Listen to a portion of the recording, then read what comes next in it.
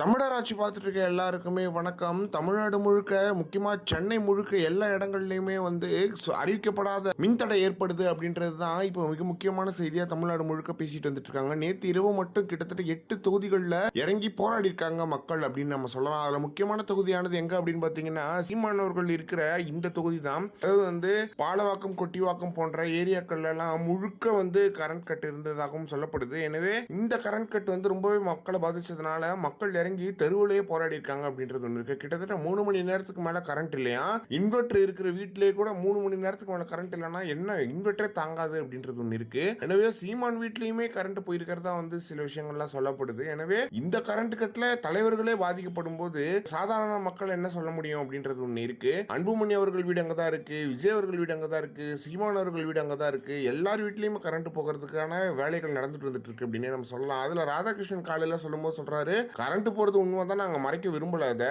ஆனா கரண்ட் போறதுக்கு காரணம் கரண்ட் இல்லாததுனால இல்ல, கரெக்டா பகிர்வு செய்யப்படாததுதான், கரெக்டா விநியோகிக்க முடியாததுனால தான் அப்படின்ற மாதிரியான விஷயங்களை சொல்லியிருக்காரு. அப்ப என்ன பண்ணணும், நீங்க அரசாங்கம் அதை கையில எடுத்து கரெக்டா விநியோகிச்சுட்டு மக்களை பாதிக்கப்படாம பண்ணணும் இல்லையா? என்னதான் திமுக ஆட்சி நமக்கு பிடிக்கலனா கூட அவங்க பீரியட்ல கூட கரண்ட் போகல. 2011 சரியா, அதுக்கப்புறம் கரண்டே போகல. இப்ப கரண்ட் போய் இறங்கி போராடுற அளவுக்கு பிரச்சனை தமிழ்நாட்டில் இருக்கு. அப்ப மின் குறைபாடு தட்டுப்பாடு இல்லை, இங்கே பகிர்வு தான் பிரச்சனை. அப்படின்னும் போது பகிர்ந்து கரெக்டாக கொடுக்கறது கவர்மெண்டோட வேலை அப்படின்றது ஒன்று இருக்கு. இந்த அரசு இந்த மக்கள் ஓட்டு போட்டுட்டு என்னென்ன அவதிப்பட போறாங்களோ அப்படின்றது தெரியல.